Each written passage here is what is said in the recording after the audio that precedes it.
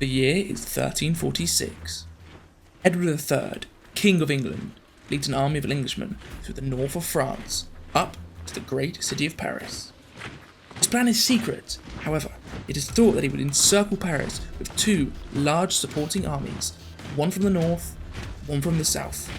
Together, they would storm Paris, capturing or potentially killing the King of France. However, these armies never arrive. Instead, Edward's army captured the small town of Poissy just off of the River Seine.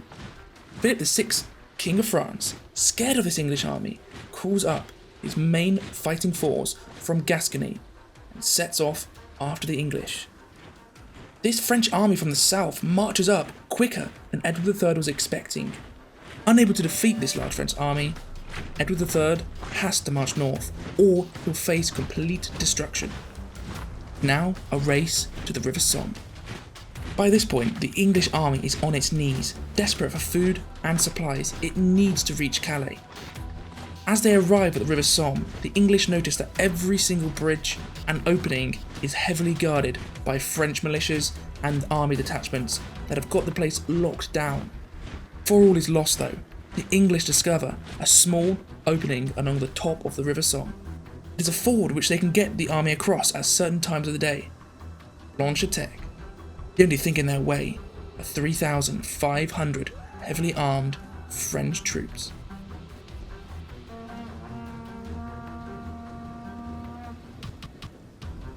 French guarding the ford had a range of troops, from levy billmen to trained elite knights.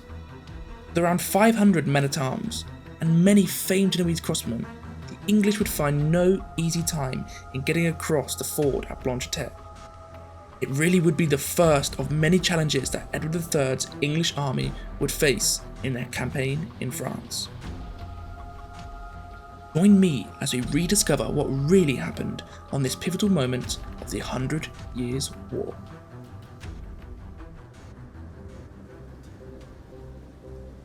The battle started with Edward III pushing up his famed longbowmen. They marched up towards the ford, getting closer and closer to the French crossbowmen. It was there that they struck. While the French crossbowmen were heavily armoured and better trained than the English in terms of dealing with knights and soldiers, the English longbowmen outranged and outshot the French crossbowmen.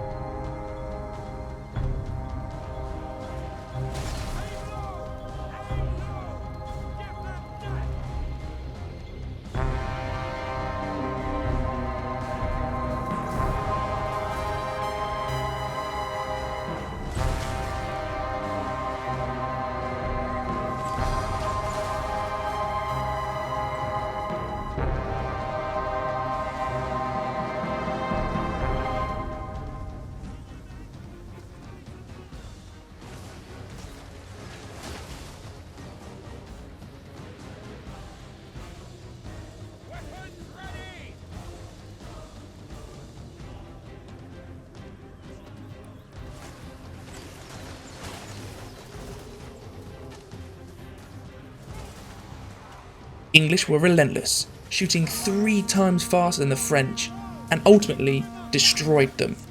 French could do nothing but run.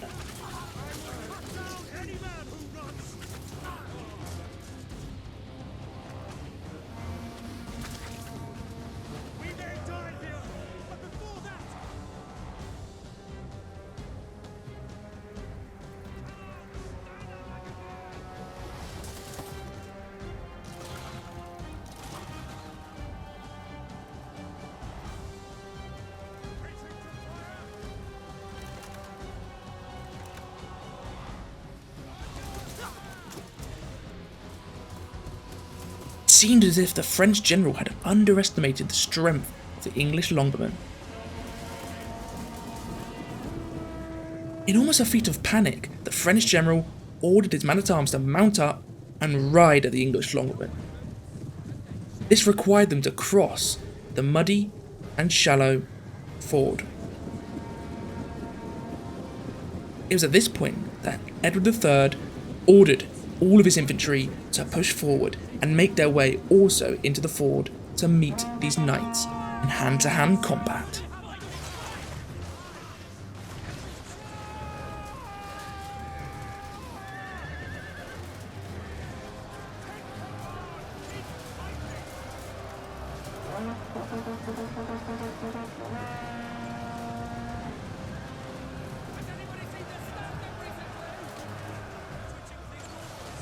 While well trained and heavily armoured, the French knights could just not get the charge off that they wanted. These French knights were quickly cut to pieces by the English troops. However, this was one of the major occasions where the English longbowmen really shined, as it was their relentless storm of arrows that crashed into the knights as they were stuck in the ford that really caused a lot of damage. With the majority of the knights killed, the English managed to cross the ford, mostly uncontested. However, the French main army was right on their tail, so they needed to get across quick. It was at this point that the 3,000 strong infantry on the other side of the ford marched their way to meet the English in the ford itself.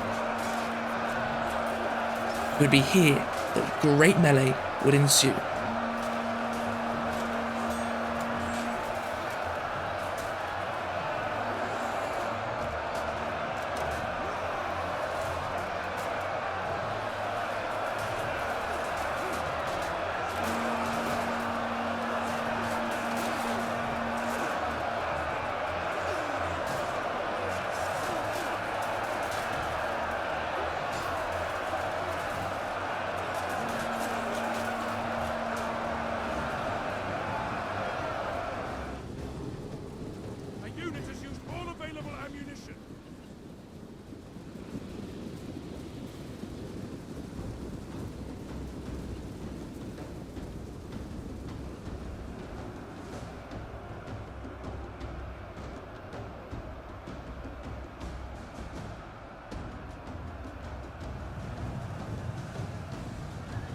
As many French soldiers began to flee, it was here that the English mounted knights rode on through the ford.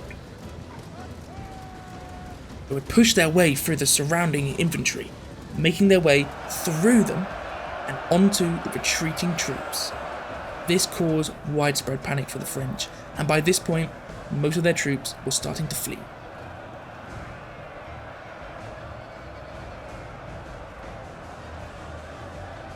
By now, a majority of the English forces had crossed the ford. And it was just in the nick of time too, because behind them, the main French army, led by King Philip VI, was approaching.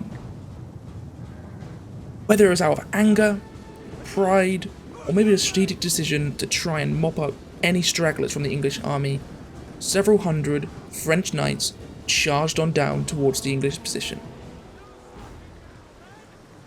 By the time they reached the English ford, the majority of the English were long gone up the mountainside, leaving just a few stragglers such as empty caravans and injured English troops.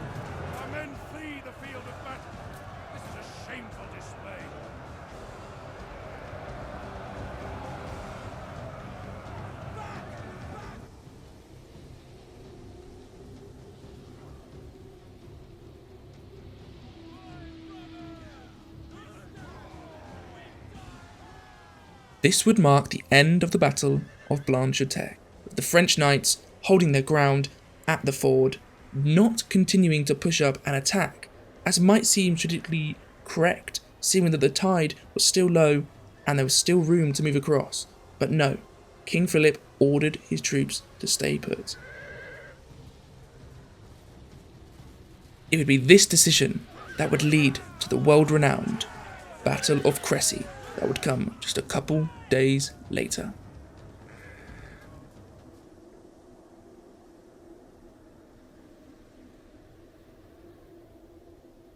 Hold up guys, don't leave just yet.